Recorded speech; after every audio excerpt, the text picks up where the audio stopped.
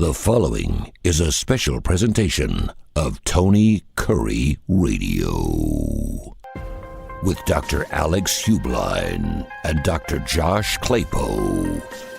This is Adapt or Perish. Welcome to Adapt or Perish. It's another episode. I'm Dr. Josh Klapow along with Dr. Alex Heublein, president of Adaptigent. Alex, how are you? I'm good. How about you?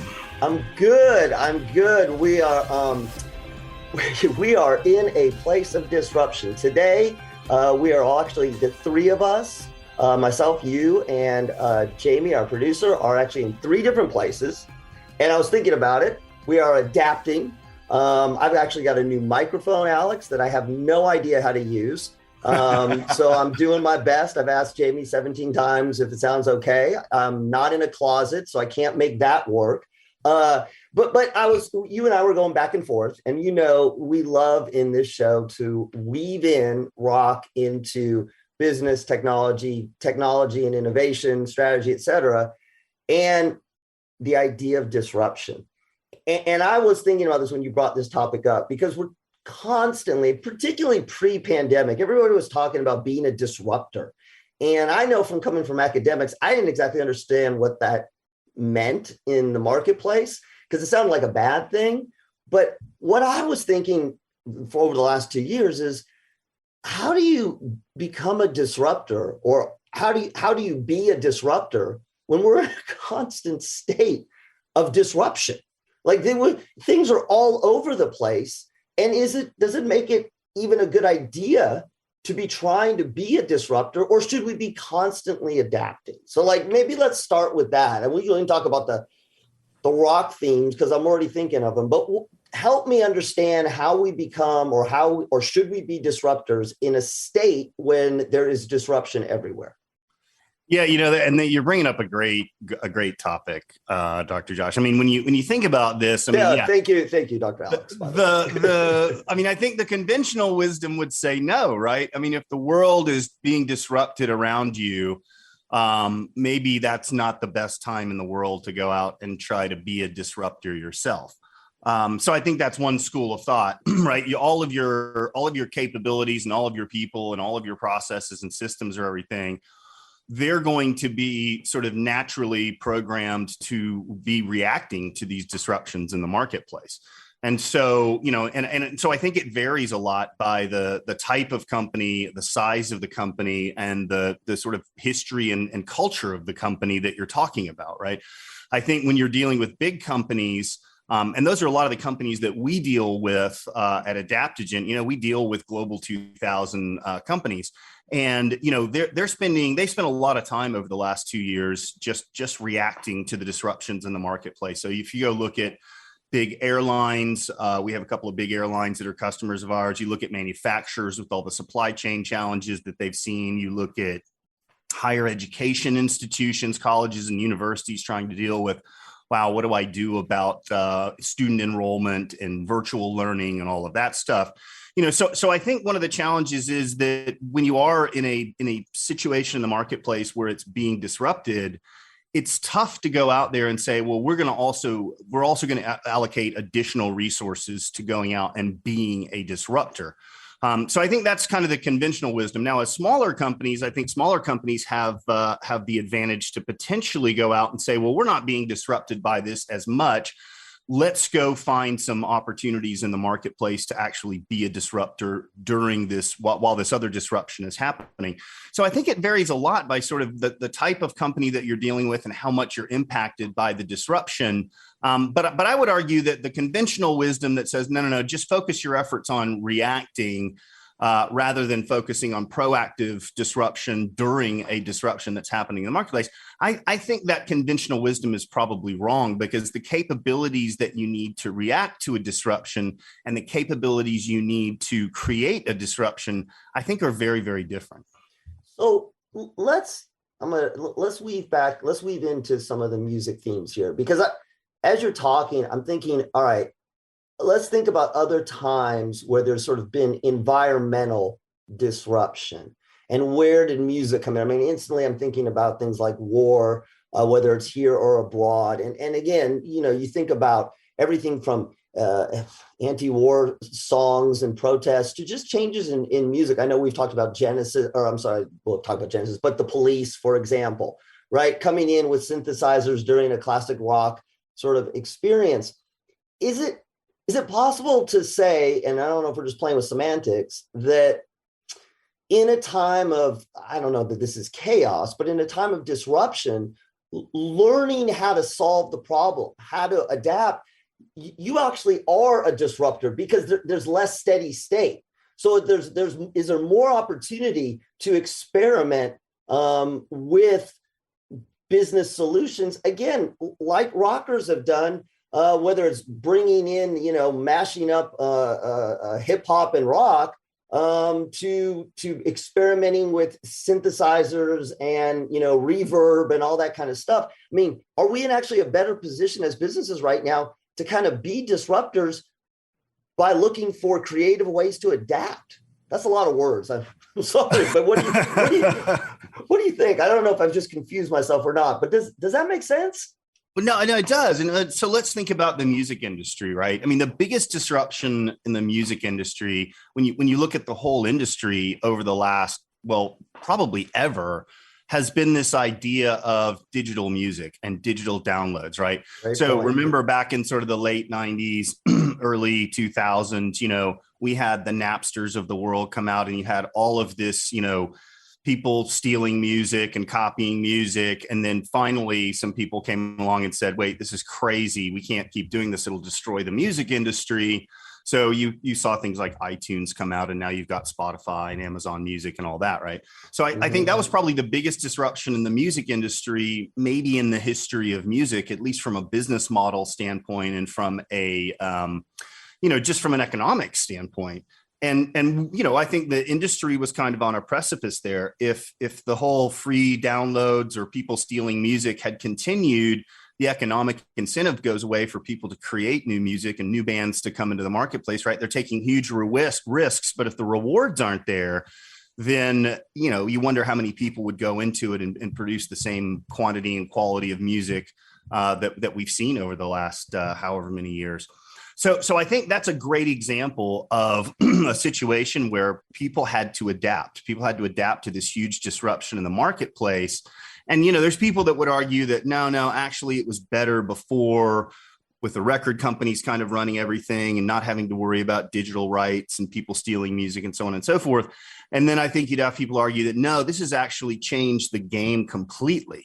Right, because now as a band or as a musician, I can go out there and self-publish a lot of my music. Right, I don't need this sort of heavy-handed record company that gets to decide who the winners and losers are, really before anything goes to market, because that's the way it was back in the 60s, 70s, 80s, 90s for the most part. Right, it was all run by the record companies.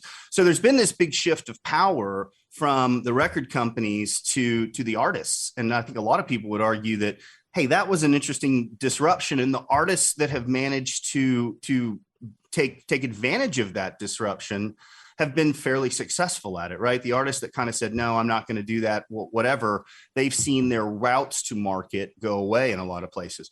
So I think you're right. I mean, I think you have to adapt to these disruptions in the marketplace. We see it in the music industry. We see it in just about every industry, really.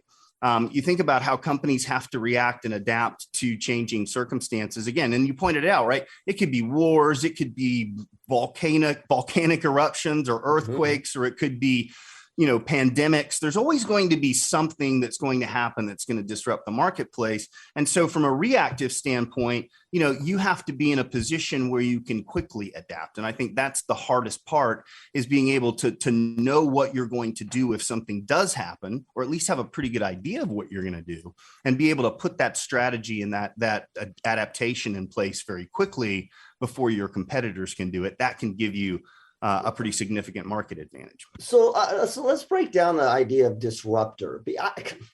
I've never liked it. I mean, I understand the purpose, I think, but I keep thinking again, a lot of times disruptor is, we're going to do things differently and we're going to change the way it is. And it's almost like it has this feeling like we're going to play louder, or it's going to be edgier, or it's going to be something that nobody's ever heard. And, it's almost, you get almost this kind of like a group think. We get all excited about how we're going to do things differently. And sometimes, frankly, the music sucks, right? It sounds terrible. Or in the marketplace, you get so caught up on, we're going to be a disruptor. Talk a little bit about where technology, software, if you will, allows us to move things forward in an innovative way, but like still sound good or deliver good and not just become this like mess because we're self-proclaimed disruptors. Well, yeah, and I think your comment about what is a disruptor or whatever, I think there's a lot of confusion out there about sort of what that means, and so maybe it's worth spending a couple of seconds talking about sort of what does disruption mean, and what does it take to become a disruptor. I think you have to understand what disruption is in the first place. So I think there's it all starts with innovation. Like you said, people are going to come out, they're going to do something different, they're going to do something innovative. And whether or not that innovative thing is accepted by the market and becomes something big or not is a question mark, but it all comes back to doing something different, right? Trying to innovate. And there's lots of different ways you can innovate. And I think this is true of bands. It's true of businesses. I mean, you can look at it from a very comprehensive perspective. There's many different ways to innovate. And I think when we think about the marketplace today, when you look at companies, a lot of that innovation we think of is what I'll call technology innovation, right? It's the new iPhone, or it's the new whatever that's come out that's going to change our lives. VR goggles, or the metaverse is the new thing, right? Or cryptocurrencies, or what have you, right? There's lots of different ways to innovate from a technology standpoint, but there's lots of other ways to innovate, right? It's not just about how can I innovate from a technology standpoint. I can innovate in my business model. And again, we kind of saw that disruption in the music industry, where the business model of the music industry got disrupted because of a technology innovation, MP3s. Where you could actually copy and share these files around, and they were much, much smaller than it would have taken normally, right? So we had this technology innovation that caused a huge disruption in the music industry, and the music industry was kind of forced to change its business model. So you can innovate from a business model standpoint, from a process standpoint, from a brand standpoint. There's lots of different ways to innovate. Now, most innovation, when you think about it, is what we call incremental innovation. So I'm going to take something and I'm going to make it better, right? And that's where probably, I don't know, I don't have the official statistics, but I would wager that's about 99% of the innovation. I love that. I'm just talking about, I love it, because then what we get to do is we get to call ourselves disruptors or innovators, but I know this sounds snarky, but we're doing it in a somewhat safer way. Right. I mean, it makes sense versus going way out there. I'm sorry to interrupt, but the difference between innovation and incremental innovation versus this term disruptor, I like the way you're describing it, because it sounds more accurate than I think what actually happened. So go ahead, continue. I'm sorry for interrupting. No. I mean, that's great. That's a great viewpoint on it, right? So incremental innovation is where most innovation happens. It's the easiest kind of innovation. It's the safest kind of innovation. And, you see it every day, right? You see it in how bands evolve. They'll go from one period to the next period of time, and they'll add some incremental innovation to their music, and they'll try some new things and do things that are different. And you also see it in the technology world, right? Every new iPhone or Android phone you buy, it's got a bit better camera, and it has a faster processor, and it's got a nicer screen, or whatever it is. All of those things are incremental innovations, and that's where most of the innovation happens, and that's great. That's fantastic. Disruptive innovation, on the other hand, is very, very different, because what disruptive innovation tends to do is create entirely new markets, or get us to think about the world in a very, very different way. So, for instance, and the difference between incremental innovation and disruptive innovation isn't always, a bright line between the two, right? There's sort of shades of gray in there. Yeah. But like, you could call the iPhone a pretty disruptive innovation, right? I mean, there had been smartphones before, but it fundamentally changed the way we use these devices. We went from carrying around telephones to carrying around these supercomputers that are cameras and their MP3 players and their stream, you can watch videos on them. I mean, it completely took the paradigm of the phone and kind of threw it on its ear. And then you had the app store come on. So now I could download all these really cool third-party apps and expand the capabilities of this device. So, I'd argue the iPhone was a tremendous disruption in the marketplace. It was a disruptor. And so you have to think about it that way. Did it sort of create a new market, or did it come at a market from kind of the low end? So you see low end innovations come into the market, and they gradually grow and grow and grow in capability until they just take over an entire market. So, I spent years working for Red Hat software, and Red Hat had this thing called Linux, which was this, kind of hobby operating system back in the late 90s. And they slowly added capabilities to this thing over and over and over until it finally took over the entire Unix market. And so you see disruptions happen from very different angles, right? They can very quickly create new markets, or they can come at a market that's already existing and basically just cannibalize the whole market by coming from the low end. They're much, much cheaper products typically, or much, much cheaper solutions, but they tend to grow over time into something that's still a lot less expensive. And now we've taken over the market because the capabilities have grown tremendously. So I think it's worth looking at it from those perspectives, that disruption can happen in an incremental way, innovation can happen in an incremental way. It can also happen in a disruptive way. And one of the real distinctions between those two things is, did it either create a new market in terms of the disruptive innovation, or did it take over a market by coming at it from a different angle? All right. So, now you got me confused. I'm following you, but as you're talking, what's so funny, what I love about doing this podcast, we're talking business, and my head is quickly trying to spin rock and roll. Like I'm trying to I'm going down music, even though what we're talking about is business. So switch over to music again. Is there any true disruptors? Hasn't it always been somewhat incremental? I mean, I know that, you go, oh, well, rock or reverb or punk, but it feels like you can always trace it back to something incremental. And the iPhone was a really good example, but now I'm kind of struggling. How much true market disruption is there? Again, I understand about, digital music, but is there that much true disruption in the marketplace? And more importantly, should we be thinking as companies, even though we say we're going to be disruptors, should we really be thinking as incremental disruptors versus, I don't know. Can you think of something that is a true market disruptor, or do we kind of end up there, by doing it in incremental disruption? Well, yeah, I mean, I think there's always going to be those shades of gray between those things, right? And I think that when you look at incremental innovation versus disruptive innovation, it really does come down to, did it radically change an industry, or did it create an entire new industry, right? So, I mean, you could argue that, rock and roll music was an incremental innovation, but the way it changed the music industry was tremendous, right? It changed the music industry in so many different ways that it was almost unrecognizable, right? After the sort of rock and roll revolution occurred, or if you want to take punk rock or whatever sort of genre of music, right? It changed the way it changed the listening habits of people. It changed the dynamics of the marketplace.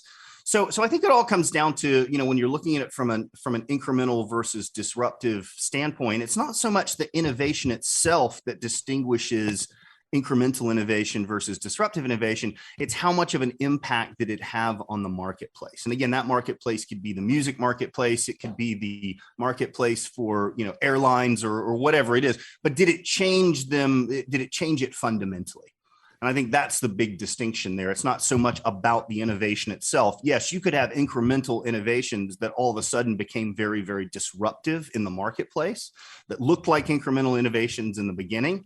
But now these things they've taken over entire markets. And that I think is what what a lot of big companies are trying to do, is they're trying to say, what is the next big thing? And then you have startups coming in Right. saying, I've got a very different take on this. And I have the advantage of the fact that I can move faster and I can innovate faster than maybe some of these big guys. I don't have as many resources, but I have the ability to move quickly. And moving quickly a lot of times is one of the success factors in disruptive innovation. How quickly can I get there? So, all right. So if I'm a big company, and again, I think about bands, I'm doing great, right? We're doing great. It's a chaotic time, but we're bringing in revenue. We have the resources, if I'm a large company, to maybe not even adapt as much during a time of disruption because we're still okay. What is my mindset about moving forward during this time? So again, I'm making this up because you talk about the big companies. I'm the Rolling Stones. I've been around forever.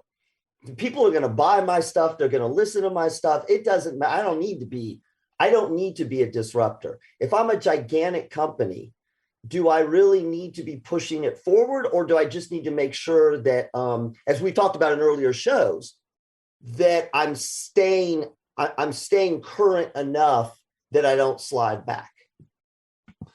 Well, yeah, and I think when you look at the Rolling Stones, for instance, I mean, that's a great example of a band that innovated over 50 years, right? I mean, they kept innovating. They kept bringing new sounds and new techniques and new albums to market. Whereas a lot of bands, they were stuck in their one sound and they weren't ever going to expand beyond that sound. And there's thousands of bands like that you've never heard of because they never, they never adapted. They never innovated, right? They had their one thing and they did it for a little while and they were the kind of one-hit wonders or whatever. But they were sort of, genre period type bands where once that little genre moved past them, they couldn't adapt and they couldn't continue to innovate going forward. Now, I think if you're, so I think that's a good example of a band that incrementally innovated over time. They didn't just stop. They didn't just say, hey man, we're who we are and we're not going to try to keep on innovating. They kept on innovating, or we've talked about Rush in the past as well. Yeah. It just kept innovating, right? And it pissed off a lot of their fans. They moved from kind of hard rock to synthesizers, then back into more hard rock. And so, I think those bands that have the longevity, they've been incrementally innovating for a long, long time. And that's one of the things that helped them last for 40 or 50 or however many years. I think as a big company, the question is, yeah, look, we're doing great. Our profit margins are fine, so on and so forth. The reason those companies are doing well typically is that they have been incrementally innovating. And then the question becomes, well, do we want to do something very, very different? Do we want to go out and disrupt a market? And is that even something we want to try? And I think what we found over the last 100 years or so is that, history is just littered with the corpses of big companies that, didn't try to disrupt things. They just kept saying, no, things are good. It's always going to be like this. And, you can look at these companies over and over and over throughout the years. And I think we've talked about on previous shows, you look at a company like Kodak that invented the digital camera. And they looked at it and said, wow, this could be a big disruptor, but our film business is so good and it's so the margins on that are so good that we're not going to go disrupt that business. And so somebody else came in, took those ideas and disrupted that business. And eventually they filed for bankruptcy. I think it was something like 20 years ago. So I think as a big company, you always have to be thinking about how do I go out and not only be very, very well prepared to react to disruptions in the marketplace, but also be able to go out and push those disruptive innovations. And the mentality that you need, though, between sort of incremental innovation and disruptive innovation, it tends to be a very different mentality. So the incremental innovation, you get these short-term results, you see them on your bottom line, you see your company becoming more profitable or selling more stuff or increasing customer sat. They're very quick feedback types of things, right? I do it, I see some fairly immediate results of doing it, whereas disruptive innovation can take a lot longer. So I'm not going to see the results maybe tomorrow. I'm going to see the results maybe in a couple of years. And so I think you have to balance, as a big company, you have to balance the disruptive innovation with the incremental innovation. And you have to do both, though. Any company that thinks, well, we're just going to do this very small incremental innovation for the rest of time, probably won't be around in 20 or 30 years. And so that's the danger you run. Okay, so two-part question. I'm blanking on every one of them, but I don't know why it comes to mind. Sticks and Mr. Roboto, right? That's about the time when I left being a Sticks fan. And I'm sure there's tons of other examples, right, where you're just like this powerhouse and you're going to come up with something creative, and it's just not coming to mind other ones. But, you know, Mr. Roboto came out and I was like, what? And you used examples like Rush as well. But so where does a software company like Adaptigent come in on different mindsets? So I'm going to take the big risk, and I'm going to risk it. I've got this great idea. It's called Mr. Roboto. It's going to be awesome. Here's what I need. Where does Adaptigent come in on the disruption side, if that's the mindset, whether it's incremental or market or whatever, versus what I know a lot of companies are dealing with right now, which is, look, disruption, non-disruption, we just got to make it work. How do you all help your companies on either the innovation side or, frankly, just the adaptation side? Yeah, and a great question. And by the way, the whole Mr. Roboto, Kilroy Was Here album from Styx, that's when I got into Styx, right? Because I loved it. Serious? Yes, I loved it. Right? I'm a nerd, man. I am so sorry that I've insulted you, and yet at the same time, dude, come on. Compared to like Pieces of Eight, I mean, I'm sorry. Go ahead. But it was just sort of my mindset, right? I've always been kind of a nerd, right? And so that album came out. I can't tell you the number of times I listened to that album, right? I loved it. But you're right. It was so different than anything that they had done before, right? But an amazing, if you look at the album sales on Kilroy Was Here, that was probably their best-selling album. I'd have to go look. Yeah. But I will bet you that was we'll have to go look it up on Wikipedia or whatever. I'll bet you that was Styx's best-selling album if you take out greatest hits collections and things like that, right? So they went a radically different direction, heaps of synthesizers, completely this concept album, really took a huge risk there. And I think for those guys, it paid off. I don't know what the album sales were again, but I'll bet you $5 that was their that was their best-selling or second best-selling album in their whole history. So again, how do we help companies? We do it in a couple of ways. And I think it's similar, right? One of them is we help remove barriers to innovation. There are a lot of companies out there, and I think almost every company out there would love to go out and be a disruptive innovator. They would love to go out and truly change the marketplace and do amazing things and so on and so forth. The challenge is that if you've been in business for a while, you've gone out and put systems and processes and technologies and rules and policies and procedures and all this stuff in place to run your business in kind of a steady state business where there are these small incremental innovations occurring. And those are great. That's fantastic. But the whole system is set up almost like the government, right?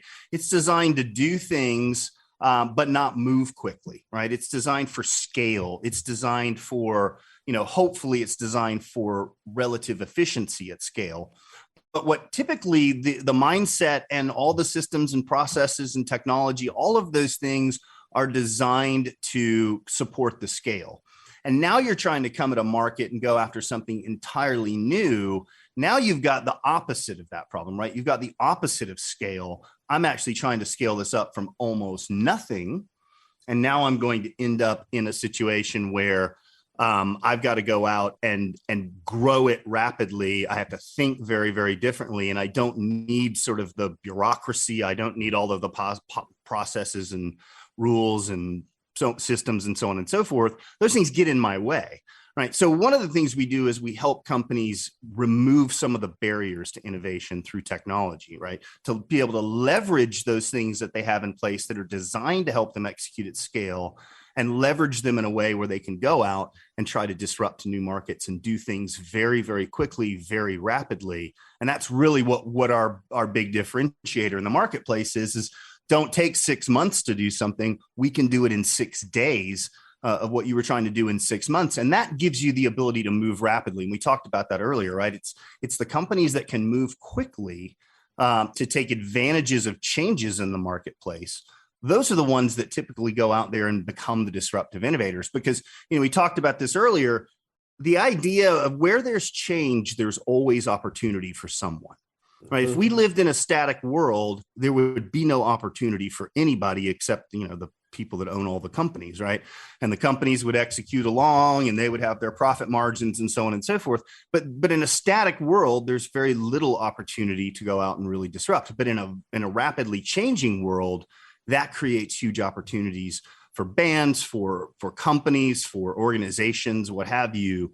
Where there's change, there's always opportunity, but there's also some downsides, right? A lot of disruptive innovations destroy existing competencies.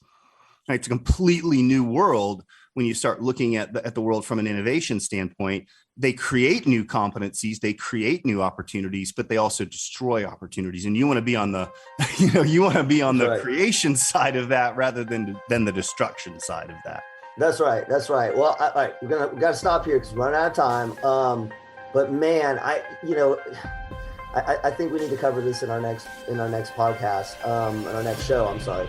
I got podcasts on my shows. We need to cover this because we feel like we're just doing the starting point, right? Which is the adaptation of disruption. But you've talked about this, is how do you sustain that and create lasting market change?